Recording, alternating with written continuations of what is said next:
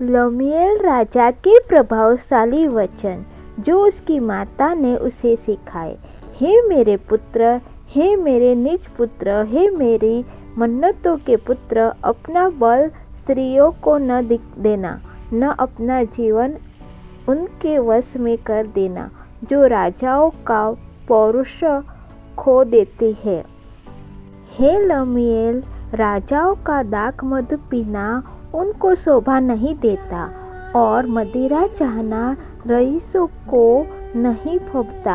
ऐसा न हो कि वे पीकर व्यवस्था को भूल जाए और किसी दुखी के हक को मारे। मदिरा उसको पिलाओ जो मरने पर है और दाख मधु उदास मन वालों को ही देना, जिससे वे पीकर अपनी दरिद्रता को भूल जाए और अपने कठिन श्रम फिर स्मरण न करे। गूंगे के लिए अपना मुंह खोल और सब अनाथों का न्याय उचित रीति से किया कर। अपना मुंह खोल और धर्म से न्याय कर और दीन दरिद्र का न्याय कर। भली पत्नी कौन पा सकता है, क्योंकि उसका मूल्य मूंगों से भी बहुत अधिक है। उसके पति के मन में उसके प्रति विश्वास है और उसे लाभ की घटी नहीं होती। वह अपने जीवन के सारे दिनों में उससे बुरा नहीं वरन भला ही व्यवहार करती है। वह ऊन और सन ढूंढ ढूंढ कर अपने हाथों से प्रसन्नता के साथ काम करती है। वह व्यापार के जहाजों की नाई अपनी भोजन वस्तु दूर से मंगवाती है। वह रात ही को उठ बैठती है और अपने घराने को भोजन खिलाती है और अपनी दासियों को अलग अलग काम देती है।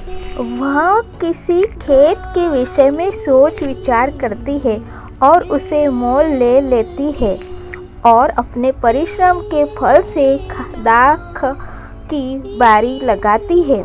वह अपनी कट्टी को बल के फेंटे से फंसती है और अपनी बाहों को ढूंढ बनाती है। वह परख लेती है कि मेरा व्यापार लाभदायक है। रात को उसका दिया नहीं बुझता। वह अटेरन में हाथ लगाती है और चरखा पकड़ती है।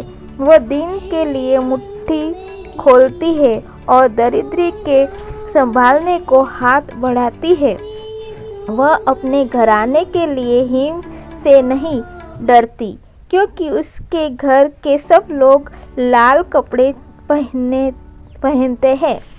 वह तकिए बना लेती है। उसके वस्त्र सूक्ष्म सन और बैंगनी रंग के होते हैं। जब उसका पति सभा में देश के पुरनियों के संग बैठता है तब उसका सम्मान होता है।